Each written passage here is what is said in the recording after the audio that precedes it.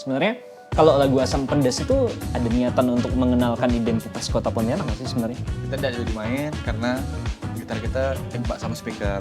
Refnya juga ada. Serius. Eksklusif lagi di Red Wonder Podcast. Spill.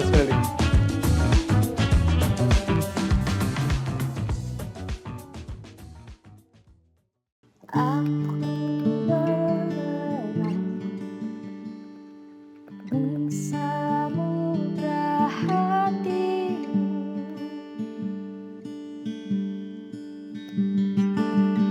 kau beri udara tenggelamkan aku, kau bunuh harapku, kau siksa batinku. Percuma kau boleh adu aku dengan hati yang lain. Kau tak boleh menyangkal jika memang akulah orangnya. Sudilah beri jawabmu, sudilah beri jawabmu, sudilah beri jawabmu, sudilah beri jawabmu, sudilah beri jawabmu.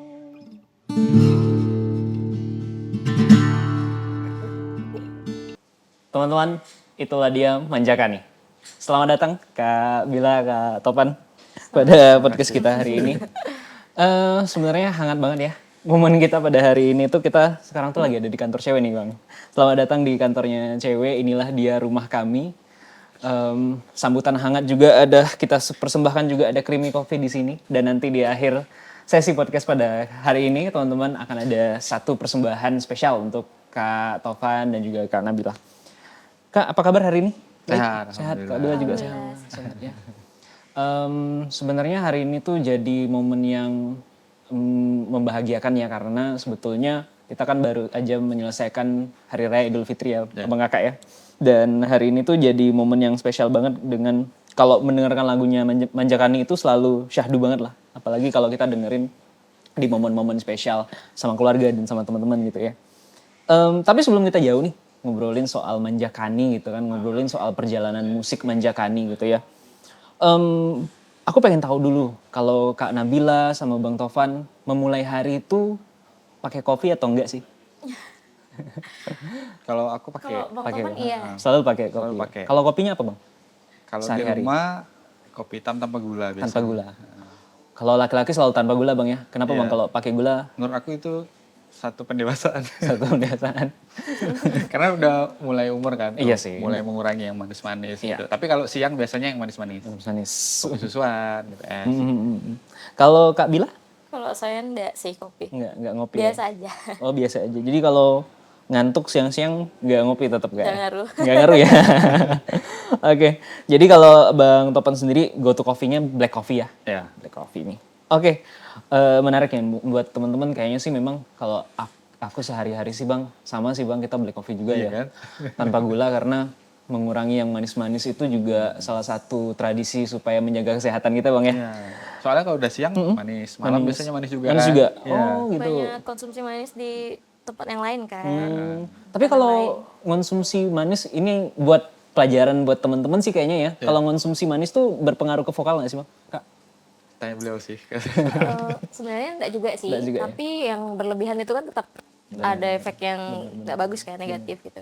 Jadi ya boleh, tapi biasa-biasa aja gitu. Sedikit aja nih Kak. Kalau persiapannya sebelum manggung tuh biasanya menghindari apa atau minum apa gitu? Kalau makan minum sih santai asal nggak berlebihan. Paling kalau udah dekat kita tuh lebih Jangan ke terlalu ininya kenyang, sih, iya. sama jangan terlalu lapar. Lebih kontrol ke kesehatan gitu ya.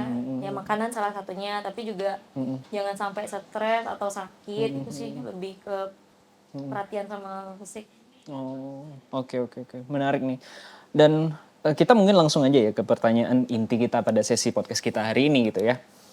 Sebetulnya kalau aku baca background profilnya kakak-kakak Manjakani ini, sebenarnya kan Manjakani itu memulai karir lewat acara kampus ya. Ya. Tahun 2015 ya. Ini kita konfirmasi dulu nih teman-teman. Formatnya dulu cuma 1 gitar dan 1 vokal aja. Gitu ya. Belum ada 2 gitar, belum 2 vokal gitu ya. Kemudian akhirnya berlanjut ingin membuat sebuah band dengan menciptakan karya lagu sendiri. Akhirnya terbentuk Manjakani dengan format duet gitar dan vokal gitu. Tapi sebelum aku sampai ke sana nih Bang, sebelum kita ngobrol soal kenapa pakai format ini gitu kan.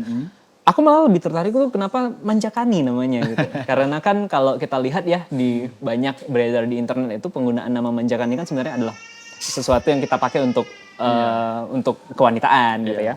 Nah, memilih nama Manjakani ini ada alasan tersendiri nggak Pak? Itu tuh pertama sebenarnya itu adalah nama tumbuhan. Tumbuhan yang buahnya itu dipakai untuk obat. Salah satunya yang tadi. Nah, jadi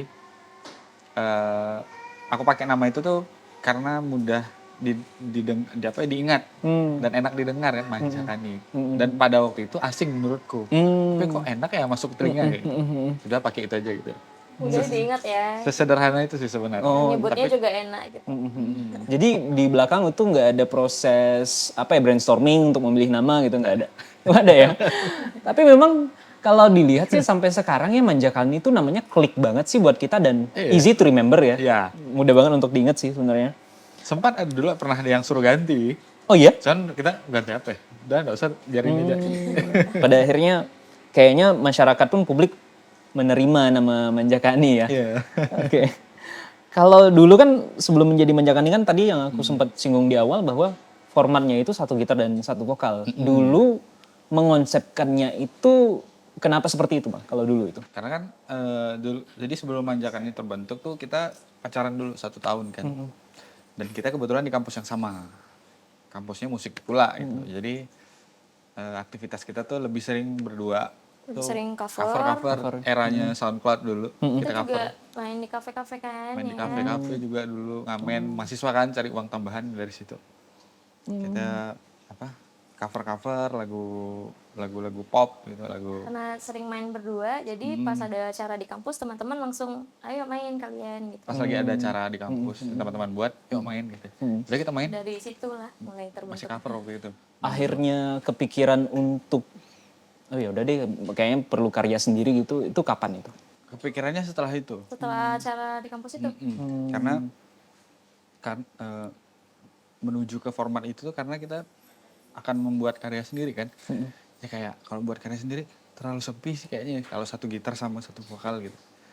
Pada akhirnya Nabila memaksa saya bernyanyi dan saya memaksa Nabila untuk Main gitar. main gitar. Main gitar. Kayak gitu pada akhirnya. Tapi kan kalau diingat-ingat ya aku pernah nonton di salah satu tayangan juga bahwa Kak Nabila itu kan udah ngegitar dari SD Kak ya. Udah selama itu tapi kenapa ada kata dipaksa tadi itu? Kenapa akhirnya ya udah deh main gitar aja gitu. Iya karena emang sebelumnya tuh main gitar, belajar gitar tuh emang lebih seringnya tuh untuk diri sendiri gitu ya. Kayak bikin lagu juga gitu tapi pada akhirnya sadar bahwa tidak pernah ke halayak ramai gitu. Nabila tuh tidak pernah main gitar sendiri ngiring sendiri untuk orang-orang gitu. Belum pernah, seringnya tuh ya nyanyi aja gitu. Jadi kayak belum ada sih kayak keberanian mental untuk kesana selain sama Manjakani itu. Awalnya pasti nervous dong Kak? Pasti nervous banget ya? Bang Topan paling sering ngomel lah salah-salah. Itu butuh waktu berapa lama Kak untuk membiasakan itu? Sampai sekarang belum terbiasa. Iya. Oh iya? Sampai sekarang masih menjadi murid yang sering diomelin. Ya kayaknya kalau menurut saya pribadi ya kalau kita belum terbiasa dan sampai sekarang masih belajar itu Ya. proses yang baik sih sebenarnya ya. Prosesnya baik juga. Cuma yang menarik dari Manjakani ini Bang dan Kak, kalau aku selalu mendengarkan lagu Manjakani itu kan favoritku pribadi ya, itu adalah Asmara Weda dan Asam Pedas. Oke. Karena Asam Pedas itu buat aku tuh adalah lagu yang hangat sekali didengarkan oleh keluarga gitu kan. Apalagi kalau misalnya pulang kerja, ayah pulang ke rumah tuh rasanya hangat sekali gitu ya. Cuma dilihat dari lagu-lagunya Manjakani nih Bang ya dan Kak, lagu-lagu Manjakani itu judulnya selalu unik gitu. Asmara Weda, Sabda Rindu, Tali Jiwa gitu ya, Sekar misalnya, dan beberapa judul lagu lainnya gitu. Sebenarnya kalau proses dibalik menemukan judul-judul ini tuh gimana Bang ya? Atau ada proses, ada cerita nggak dibalik proses penulisannya? Kalau di album pertama itu, di lagu yang disebutkan tadi, itu kan itu fase dimana kita memulai manjakani dan kita belum pede untuk menuliskan liriknya sendiri. Gitu.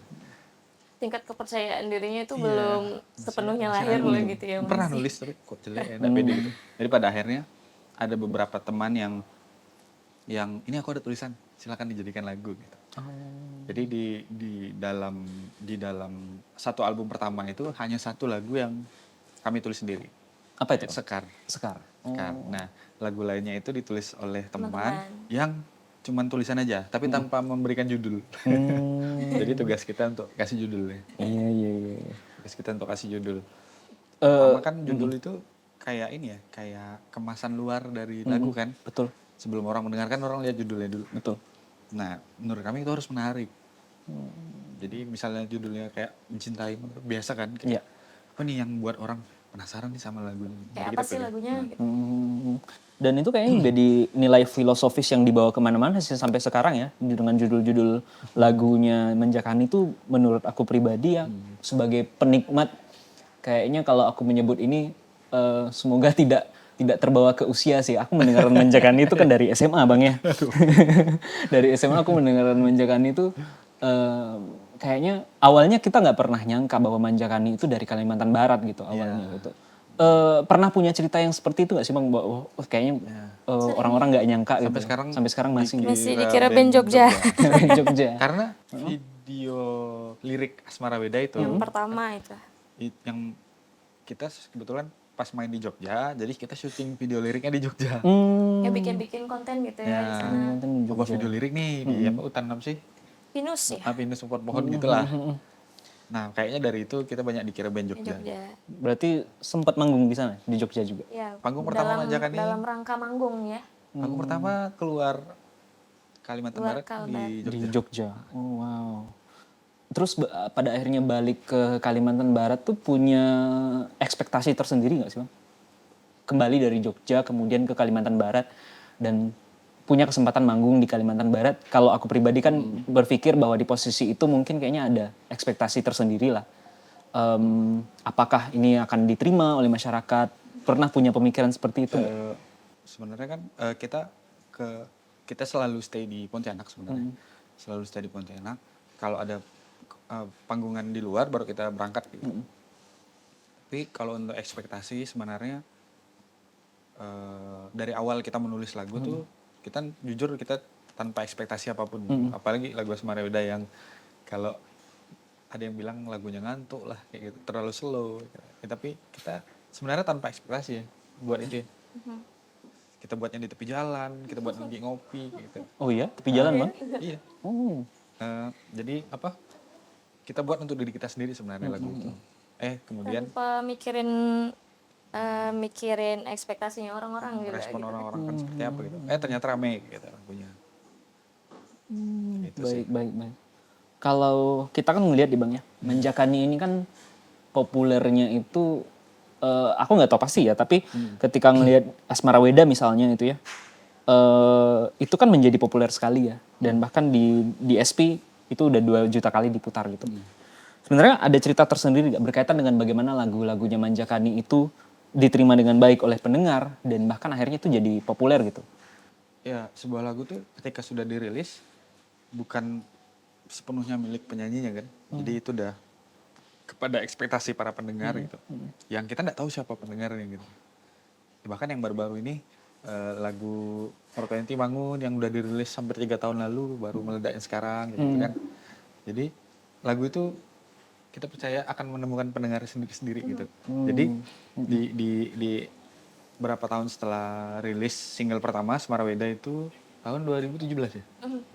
Itu responnya macam-macam. Ada yang makainya buat pre-wedding gitu. Terus Walaupun kita ngerasa kayak emang cocok ya kayak gitu. Tapi udahlah itu terserah mereka gitu.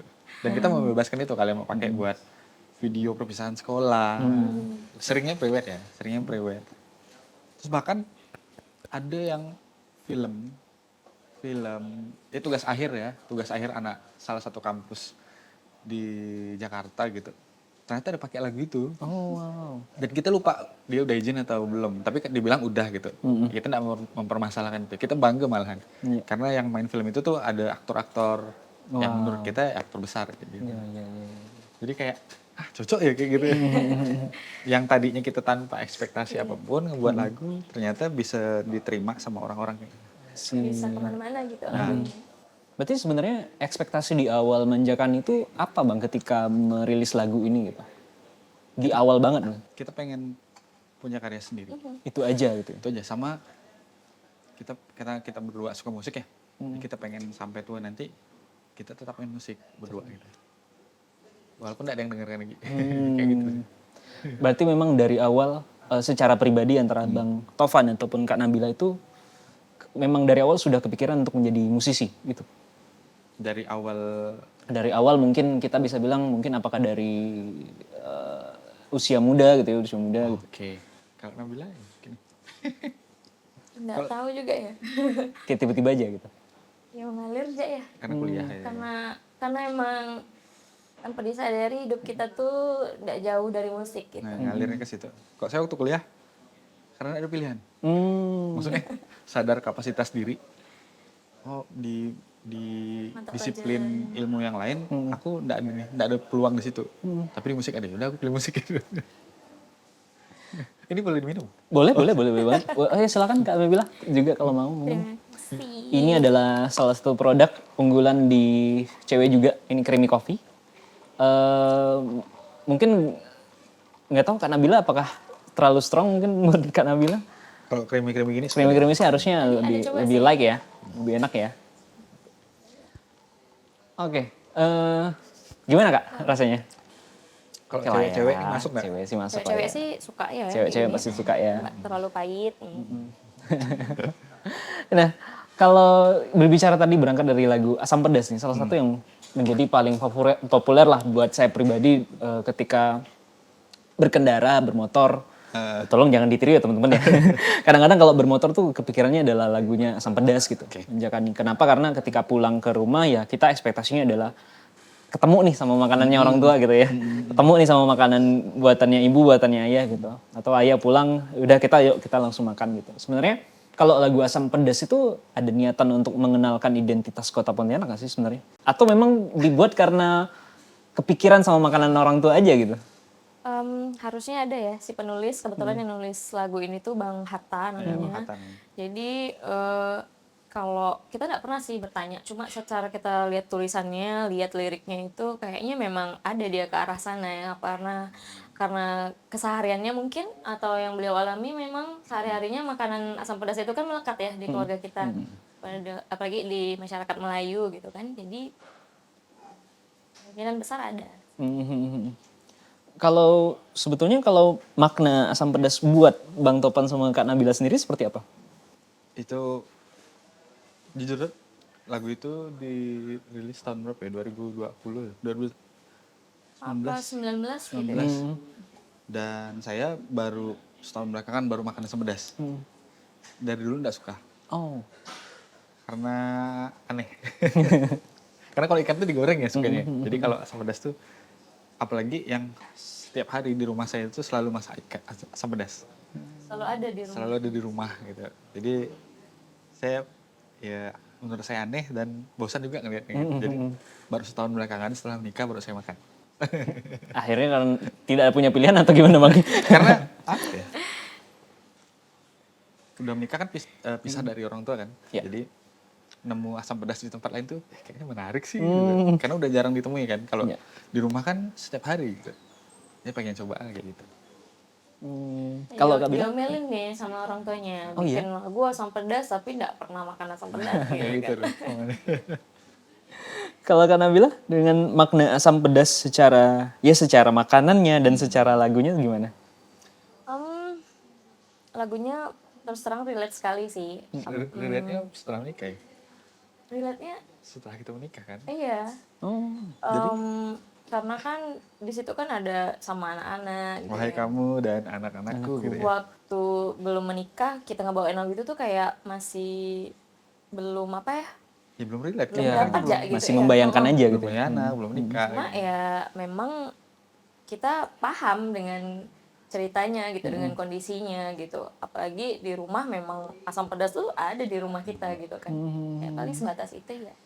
Si Relate-nya baru Udah berapa menikah. tahun setelah berapa puluh kali, berapa ratus kali kali ya iya, iya. membawakan lagu itu. Oh ternyata baru relate-nya sekarang. yang termasuk lagu yang haru nggak sih kalau dibawakan, Bang? Ya, Asam pedas ini. kalau aku pribadi pernah ada satu panggungan waktu itu pas bawa lagu itu tuh benar-benar haru gitu, kayak teringat anak di rumah gitu. Karena waktu itu kita lagi manggung, kita lagi cari nafkah gitu kan, teringat anak di rumah. Gimana kondisinya, keadaannya kayak gimana gitu. Apakah dia nangis-nangis untuk cari orang tuanya yang nggak ada di rumah, kayak gitu sih. Hmm. Pernah satu waktu kayak gitu.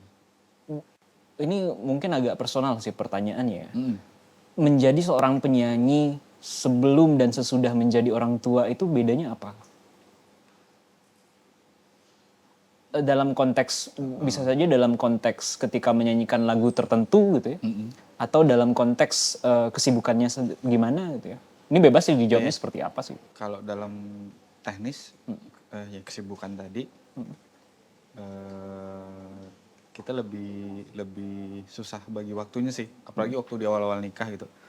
Nabila tuh sangat jarang sekali untuk megang gitar atau buat latihan sendiri gitu. Bahkan untuk nyanyi pun dia jarang gitu karena posisinya yang baru gitu sebagai ibu dan seorang istri gitu.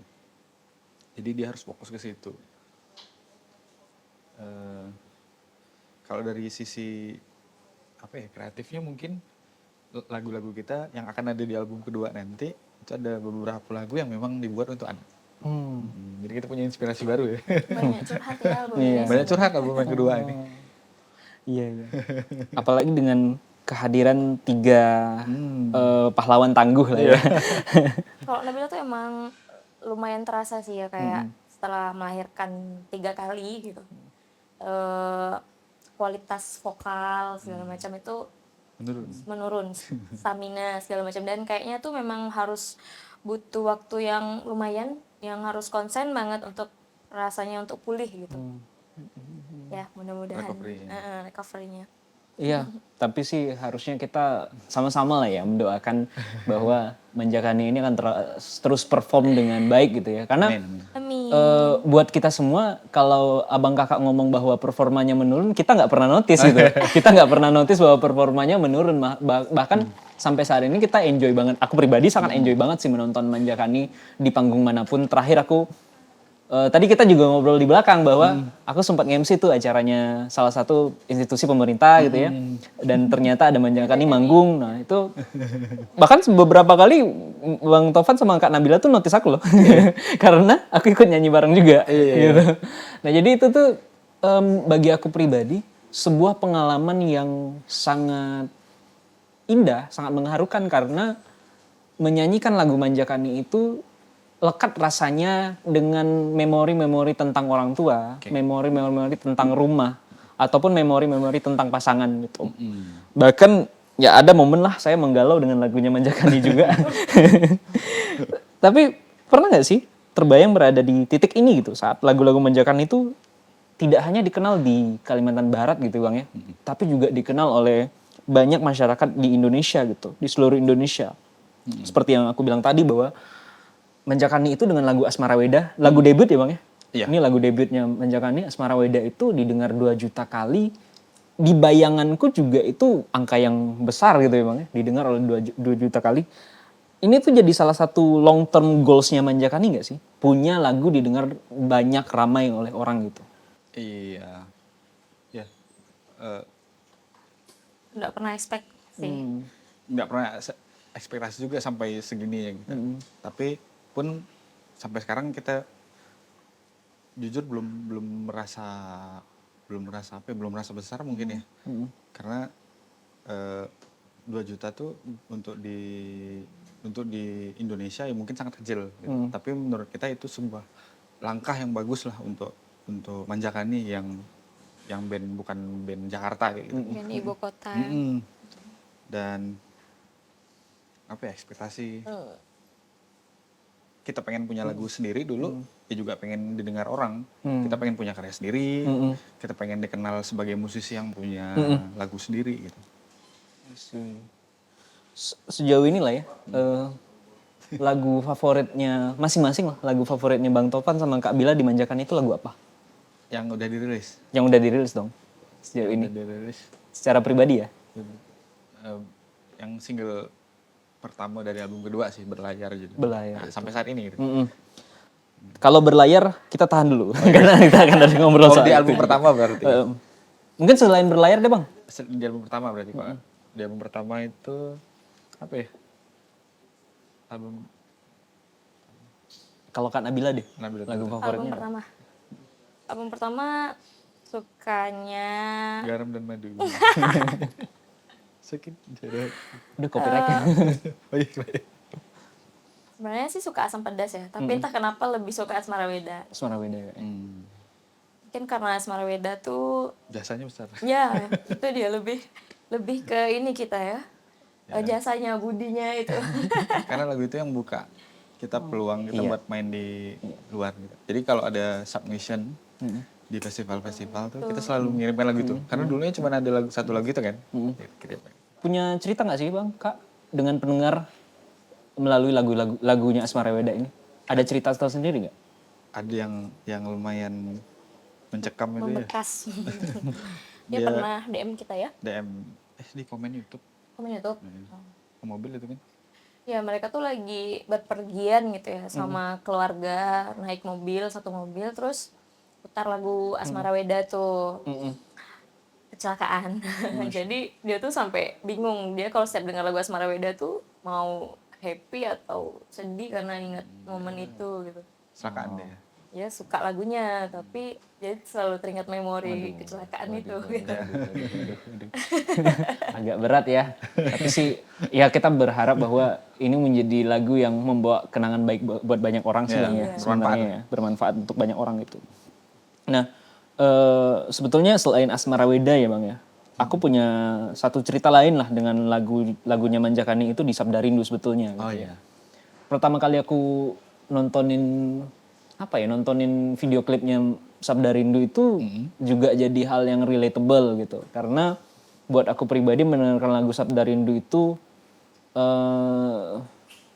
dengan kondisi bahwa keluarga tuh tidak sama-sama lagi gitu ya. Jadi ketika masih di Jakarta gitu ya dan nggak bisa pulang gitu, tuh rasanya tuh bener-bener keingetnya sama lagu Sabda Rindu dan video klip itu gitu sih Bang. Pada saat aku masih di Jakarta gitu. Nah, awal merilis lagu Sabda Rindu itu sebenarnya ada cerita nggak sih Bang kenapa membuat lagu Sabda Rindu itu?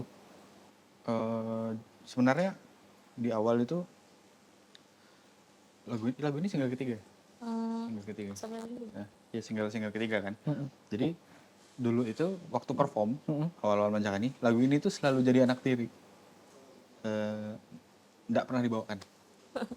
Jadi karena kita merasa belum oke nih lagunya buat dibawakan live kayak gitu.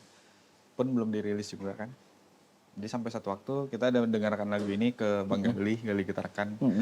Main, ini bagus lagunya, kok aku nggak pernah dengar katanya. Serius Bang, bagus, iya bagus kata dia. Bawa nanti kalau live berapa kali.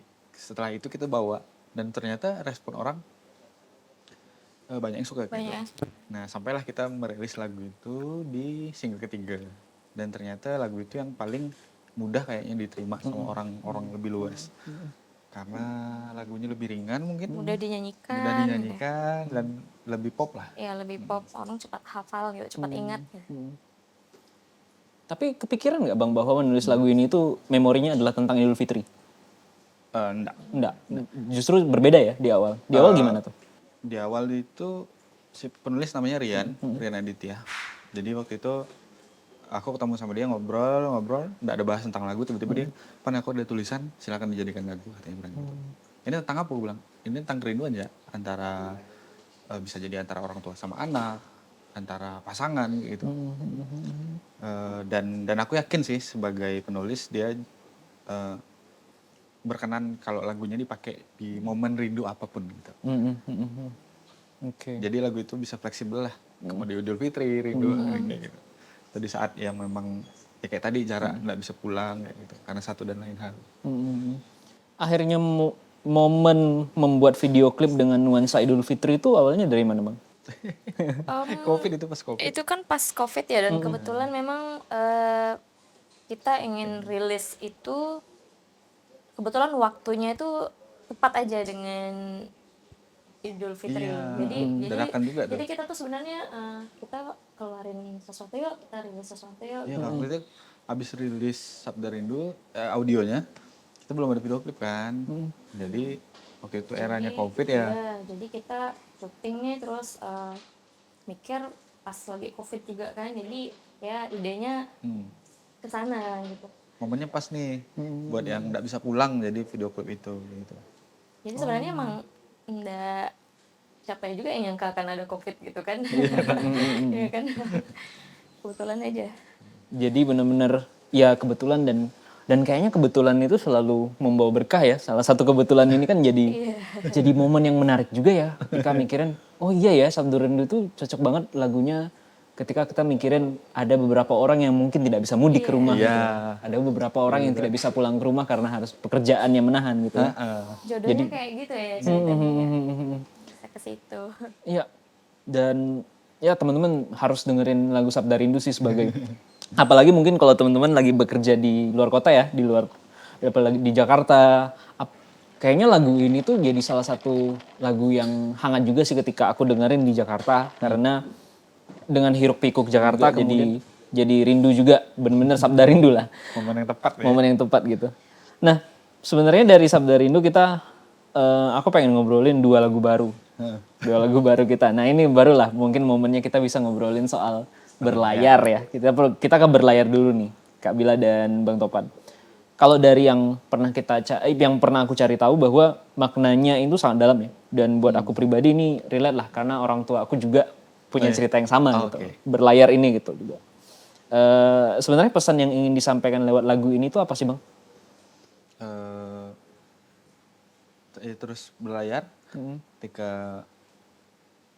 ketika ada hambatan apapun tetap jalan ya.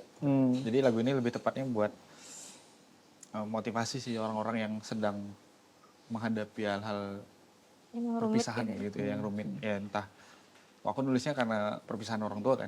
Kalau misalnya orang perpisahan dengan hal apapun gitu, ya mudah-mudahan lagu ini bisa jadi penguat saat mereka merasa rendah mungkin ya. Jadi sedihnya udah lewat sebenarnya lagu ini. Ya, sedihnya tuh udah selesai Sedihnya udah sebenarnya. selesai. Tinggal bagaimana melanjutkan hidup ya, gitu. kayak gitu. I see.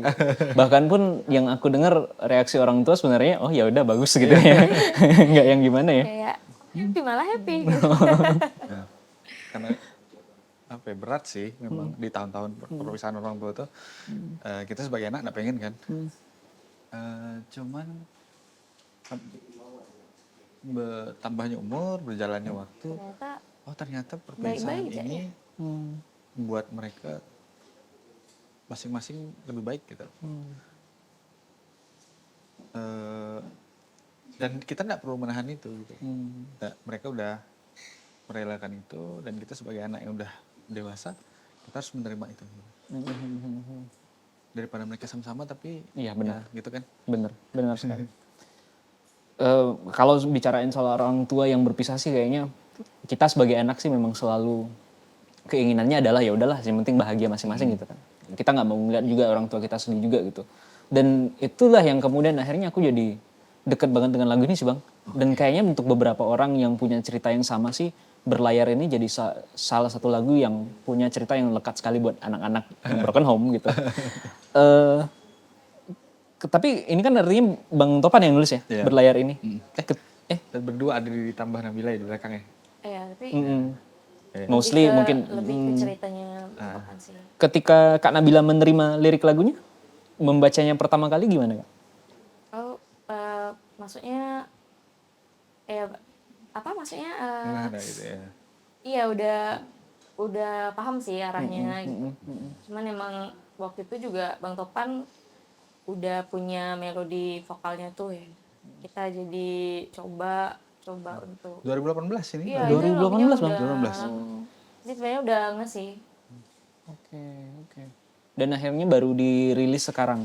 Selesainya itu tahun Eh, rekamannya selesainya ya tahun lalu. tahun lalu. Tapi draft lagunya Draft lagunya itu udah dari udah 2018. gitu. Waktu kita tour kita buatnya. I see. Nah kalau Nyali ini malah jadi berbeda nih Bang, kayaknya ya. Kayaknya bertolak belakang dengan lagunya Berlayar ini. Nyali ini sebenarnya lebih kepada kan salah satu liriknya akulah orangnya. Akulah gitu. orangnya. Akulah orangnya. Dan kayaknya jadi lagu yang menimbulkan kesan percaya diri gitu Ya, untuk itu dekat dengan orang lain gitu. Percaya diri. Nah ini kan sebenarnya lagunya kalau aku riset itu kan lagu PDKT-nya Bang. Sebenarnya menceritakan tentang PDKT antara Kak Nabila dengan Bang Topan ya bener ya. Nah itu proses dibalik lagu ini seperti apa Bang? Kalau Nyali ini? Itu lagu yang paling bungsu aku tulis, paling belakangan.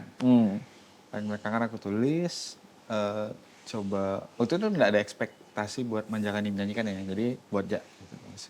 Di pikiran waktu itu Wakman nih yang cocok gitu. Ternyata setelah lagunya jadi, kayaknya sayang. Coba nyanyikan, saya bilang coba nyanyikan.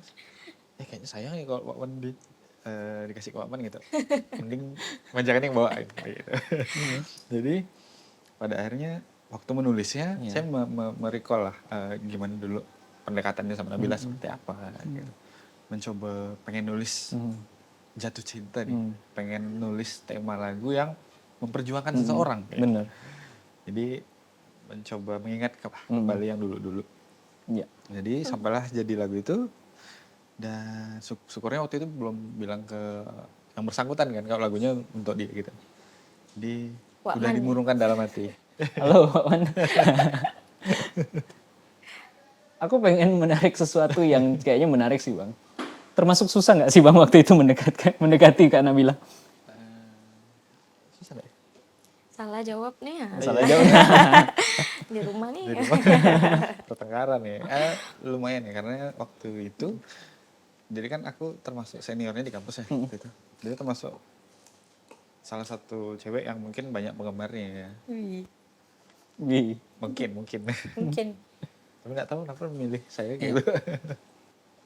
Cuma kan di Nyali ini kan lagunya memberitakan tentang keberanian ya. Ya. Berarti memang dari cerita yang Abang recall gitu ya. Recall memorinya adalah memang ya udah aku berani deketin dia gitu ya. Memang ceritanya seperti itu gitu ya. Bahkan ada senior di atasku juga yang ngincar dia kan. Jadi aku kok orangnya, aku orang yang tepat kok. Iya kan, padahal nggak terlalu gimana tuh kan. Iya. Aku orang yang tepat kok gitu. Karena ada satu momen yang kayak ya kita bisa sama-sama aja. Kayak waktu itu ada cerita lah, kita ada lomba di Palangkaraya. Waktu itu aku belum ikut lomba. Nabila ada ikut lomba vokal grup lah gitu dari kampus mewakili Kalimantan Barat. Terus ada satu juga tangkai yang ikut lomba, itu tangkai tari dan musik. Waktu itu pemusiknya tiba-tiba nggak bisa, jadi digantiin sama aku. Nah jadi momen itulah yang kita PDKT. Kita PDKT berdua ya di Palangkaraya waktu itu. Proses untuk ke nasional itu kan, Jadi lebih sering ada sama-sama. waktu latihan, sering ketemu di jam latihan. Tapi sebenarnya di lagu itu belum ada jawaban dari si pasangan. Oh. Ini sudilah beri jawab, belum ada jawaban kan? Iya atau enggak? Iya. Itu nembaknya via chat atau langsung Bang? Enggak ya. Bahkan Enggak ada nembak-nembakan ya? Enggak ada tembak. Kayaknya itu sempat jadi pembicaraan kami di kantor juga sih Bang, antara kami teman-teman. Sekarang tuh zamannya, karena ini fun fact aja ya, fun question aja ya. Menurut kakak dengan abang-abang, sekarang tuh zamannya nembak atau nggak perlu nembak nggak sih? Kita nggak pernah nembak loh. Karena di zaman kita itu udah nggak perlu nembak. Nggak perlu nembak. Nggak perlu Terus nembak. taunya udah pacaran gimana dong? Ya kita udah dekat, sering sama-sama. Terus bahkan ada satu pertanyaan, kita nih Apa sih? Kita nih apa gitu kan? Apa kita sama-sama? Pacaran ya gitu ya? Aduh lucu banget. Mungkin anak-anak sekarang juga gitu ya? Iya. Official status mungkin Kayaknya nggak terlalu penting ya. Nomor sekian lah gitu. iya. Kayak ya mengingat kisah percintaan saya sih, kayaknya jarang juga yang menembak ya. Iya sih ya. Iya, Ditembak iya. itu itu pakai manjakannya. Betul, pakai lagu Nyali kan. Nah, Biar makin erat ya. kalau ditolak lagu apa nih habis ini Bang? Sekar. Lagu Sekar ya Bang. Tentang kematian Bang. Waduh. Nah, panggung terakhir kemarin apa Bang? Kalau panggung terakhir yang mungkin nasional kali ya? Panggung terakhir nasional di mana Bang? Synchronize bukan? Ini ada satu provider yang buat acara. Oh, iya. Jadi kita waktu itu main di luar dan Nabila waktu itu belum bisa berangkat. Mhm. Jadi Nabila digantikan sama orang lain. Mungkin itu ya panggung yang di luar. Yang di luar ya? Kalau dilihat kan sebenarnya Manjakani itu udah punya banyak track record di panggung-panggung lah gitu. Kalau kita dari nasional ke lokal gitu ya. Sejauh ini kalau sampai sekarang yang teringat di core memory Abang dan Kakak adalah panggung yang paling berkesan buat Manjakani itu di mana? Ya pasti semua berkesan lah ya, Iya. tapi yang mungkin meninggalkan cerita tersendiri lah. Di luar ya? Di luar atau di dalam juga boleh sih. Mana? Mana ya? Waktu kalau aku ya di Pontianak sih waktu yang 00 tahun berapa gitu. Kita tidak jadi main karena gitar kita ketimpa sama speaker. Jadi gitarnya pecah. Wah, Jadi itu sangat berkesan. justru berkesannya cerita yang cukup bikin sulit ya. Karena bilang apa? Panggung apa? Yang Oh di yang udah depan ya. main, rupa gitarnya belum dicolok. Serius. Itu di mana ya? Udah. Kenapa juga? Iya. Waduh. Tapi kalau cerita sama penonton kayaknya semua penonton juga welcome banget lah dengan Manjakani ya sejauh Ya ini. alhamdulillahnya sejauh ini ya. Ya, kita pernah sih itu waktu di Synchronize yang tahun berapa tuh. Jadi sebelum ke panggung ternyata udah ada ramai gitu ya. Udah rame yang nunggu. Beberapa kali juga kita di panggung lain juga kita terus terang selalu merasa diapresiasi gitu ya. Maksudnya enggak menyangka gitu kalau ternyata beneran ada yang dari luar itu datang untuk dengerin kita gitu. Selalu merasa kayak gitu sih sampai hari ini. Padahal kan kalau di festival-festival banyak band-band besar ya. Ya kita merasa sangat kecil di situ. Gitu. Ternyata ada yang mau apresiasi kita, ada yang mau nonton kita nih gitu. Apalagi waktu di awal-awal dulu ya, ada yang mau nonton sampai ada yang minta tantangannya di baju, di tas kayak gitu. Nggak pernah kepikiran sih pasti ya. Iya. Untuk bahwa ada fans yang minta tantangan gitu ya. Jadi itu jadi salah satu turning point gak sih Bang? Jadi salah satu titik balik gak sih? Iya. Dengan adanya momen seperti itu ya? Oh ternyata apa yang kita perjuangkan dari dulu tuh menghasilkan benih yang baik kayak gitu. Ternyata orang ada kok yang dengarkan lagu kita. Ada ya gitu. Bukan cuma orang Pontianak aja gitu. Orang lain juga ada dengarkan kok. Dan mereka mau nonton kita gitu. Hampir kita nggak kenal tuh orang-orang yang ada waktu itu. Jadi kayak ini beneran nih orang. Sampai kita bilang kalian nggak salah masuk nih gitu. Serius ada pikiran gitu. Ini mungkin dia kira artisnya siapa yang main gitu. Salah masuk gitu. Kok band ini yang main gitu. Rupanya Wow, itu menurut aku sih kayaknya jadi salah satu mimpi indah bagi para musisi sih sebenarnya ya. Karena kan kita jujur kalau kita di musik, kalaupun aku berpikir menjadi seorang musisi, kita kepikirannya adalah gimana caranya merilis karya kita sendiri gitu kan. Tapi kita nggak pernah kepikiran bahwa, oh ini akan diterima dengan baik oleh masyarakat begitu ya. Nah, sebetulnya sekarang Manjakani ini kan akan ada salah satu di antara proyek yang cukup besar lah ya. Menampil di Java Jazz Festival, betul ya Bang ya? Iya. Nah, sebelum kita sampai ke cerita bagaimana akhirnya Manjakani bisa manggung di sana, mungkin kita bisa memperkenalkan dulu ya Java Jazz Festival ini apa sih Bang? Sebuah festival jazz yang udah umurnya mungkin puluhan tahun ya. Ini 20 tahun 20 tahun ya, perayaan 20 tahun. 20 tahun apa 30 tahun gitu. Dan ini festival jazz mungkin terbesar di Asia Tenggara mungkin ya. Oh, wow. Jadi dulu aku pernah hadir tapi sebagai penonton gitu. Dari Pontianak pernah hadir sebagai penonton dan tidak pernah kepikiran untuk bisa manggung di situ. Ceritanya gimana Bang? Akhirnya bisa nampil di sana? Apa ya, karena orang dalam. Waduh, kita cut. Karena ini apa? Karena mungkin kita baru merilis lagu, baru merilis 2 single kan kemarin. Terus kita ada relasi-relasi yang mungkin memantau kita dari kejauhan. Ini kayaknya oke nih kalau main di sini gitu. Karena aku yakin sih tiap kita main di luar itu Iya. selalu ada tim dari sebuah festival yang memantau pergerakan band-band di luar gitu. Rezeki nomplok lah kalau Iya, kita oh bilangnya. band ini lagi aktif nih, lagi abis rilis ini nih, boleh dipanggil main gitu sih. Ada di radar mereka gitu ya. Ya, jadi Udah boleh di-spill belum bakal nampilin lagu apa aja di Java Jazz? Belum? Boleh. Oh boleh aja? Boleh dong, ceritain dong. Jadi kita akan bawa materi di album pertama dan album kedua. Bahkan ada satu lagu yang belum dirilis, akan kita bawakan nanti. Spesial untuk Spesial. Java Jazz. Wow, jadi teman-teman yang mungkin nanti hadir di Java Jazz Festival harus menunggu nih lagu terbarunya ya. Judulnya belum boleh di-spill. Boleh. Udah boleh? Judulnya Selamat Biru Samudra. Eksklusif di CW Records ya, di CW Universe, di Chat and Wonder Podcast, inilah judul terbarunya lagu Manjakani. Apa tadi bang judulnya? Selamat Biru Samudra. Selamat Biru Samudra. Aneh kan judul? Ada cerita, boleh mungkin cerita dari lagu ini? Boleh kita mainkan refnya juga dong? Serius. Eksklusif lagi di Chat and Wonder Podcast. Spill dikit kan? Serius. Harus pakai gitar atau enggak? Oh, Atau langsung aja? boleh. Boleh. gitar. Oke. Sepanggal aja, sepanggal. Thank you. Ya. 1, 2, 3. Selamat biru samudra, kita berlayar menuju bahagia. Kepada yang tercinta, lapangkan kesabaran, kuat-kuat jalan bersamaku. Wow. Udah? Sekali lagi.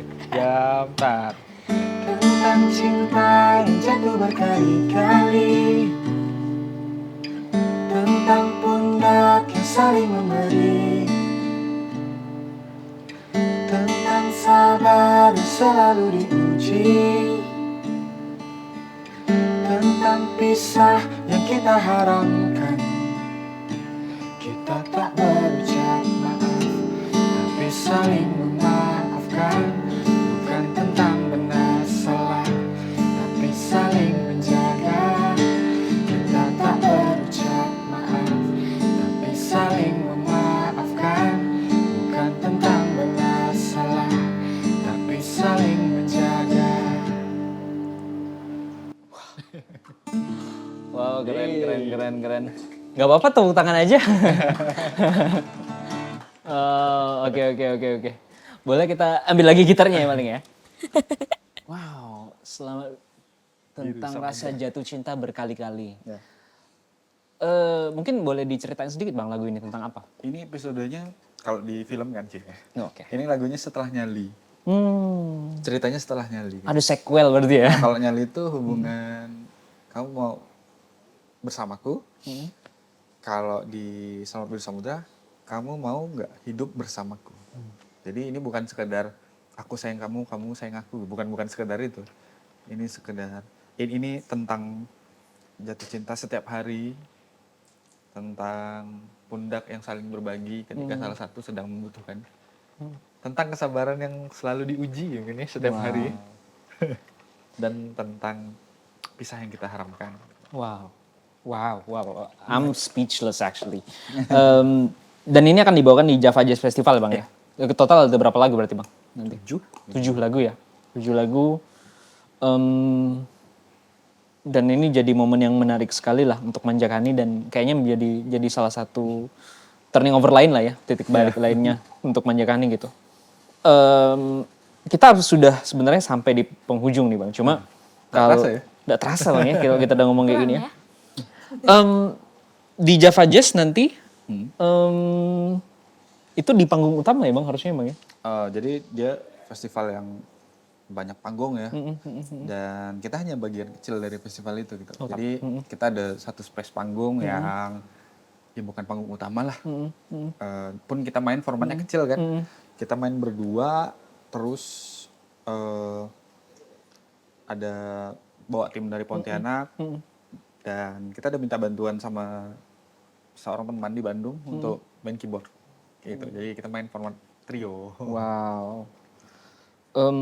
Dan kita support lah, kita akan support selalu juga dari teman-teman di sini di CW dan juga dari teman-teman di luar yang mungkin akan menyambut dengan hangat Manjakani nanti. Amin di Java Jazz Festival ya. What's next buat Manjakani? After Java Jazz? Selain Java Jazz, kita lagi siapin album. Mudah-mudahan dikit lagi. Dikit lagi. Kita juga udah nggak sabar sih, tapi insya Allah dalam waktu dekat tahun ini, insya Allah tahun ini kalau nggak ada halangan benar-benar di tahun ini akan rilis. Album kedua. Wow, album kedua. Siap. Kita doakan semoga album kedua ini, saya sih selalu akan menanti ya Bang ya. Aku akan selalu menanti lagu-lagunya Manjakani sih, karena ini Manjakani buat aku adalah duo, kita nyebutnya duo ya Bang ya. Duo yang sangat hangat sekali didengar buat aku secara pribadi gitu. Menemani lah setiap langkah dan aku yakin juga menemani banyak langkah orang lain gitu. Amin. Kedepannya akan ada album ya Abang Kakak ya. Semoga sehat-sehat selalu. Amin. Bang Tovan dan Kak Nabila, rezekinya terus berlimpah. Kita doakan juga di CW. Dan ya barangkali mungkin akan ada project lah bersama CW. Iya, amin. Tadi juga kita sebelum syuting kita udah nanyain ke Bang Bian tadi kopi yang dipengen apa. Kalau Kak Nabila tadi ada coklat spesial. Ya. Kalau Bang Topan ada kopi susu gula aren. Nah, kalau di cewek kita nyebutnya Arenga Coffee Bang. Arenga Coffee. Apa tuh? Ya kopi susu gula aren. Cuma namanya Arenga Coffee. Arenga Coffee. Kita ada coklat. Ini kita lagi siapin juga nih. Pas nih kan panas-panas. Iya. Ya Pontianak lagi panas banget sih ya hari ini. Nah kita ada yang spesial nih Kak. Jadi sesuai request dari Bang Tovan sama Kak Nabila. Kak Nabila coklat ya. Coklat spesial. Terima kasih. Nah kemudian ada Bang Tovan. Ini Arenga Coffee. Arenga Coffee. Makasih Kak. Semoga tidak mengecewakan. Boleh langsung diminum? Boleh banget langsung diminum, dicobain. Kalau tidak enak langsung Anes review aja nggak apa-apa. Nah ini buat laki-laki. Oke, banget. Oke, sip. Agak deg-degan ya. Kak Nabila gimana Kak Nabila? Coklat spesialnya. Enak Coklat. ya? Ya coklat. Coklat ya. Coklat lah rasanya ya. Coklat banget gitu. Biasanya kan coklat kalau ya beda-beda sih ya, nggak tahu juga jenis coklatnya atau apa, tapi biasanya tuh lebih ke susu, lebih ke apa. Tapi kalau Bila emang lebih suka yang pahit gitu, ada coklatnya. Ada rasa pahit coklatnya. Bas. Kalau Kak Nabila memang favoritnya coklat. Oke. Kita kayaknya kebanyakan coklat. Kayak biasa kan kebanyakan kan cewek stroberi ya Kak? Iya. Justru coklat ya Kak ya? Ya suka juga sih Bila. Ya udah cewek satu lagi. Oke. Teman-teman itulah tadi Manjakani. Terima kasih Kak Nabila, Kak Bang Topan. Udah diundang. Kita berjumpa lagi di episode berikutnya. Terima kasih. Sip. Terus ini apa?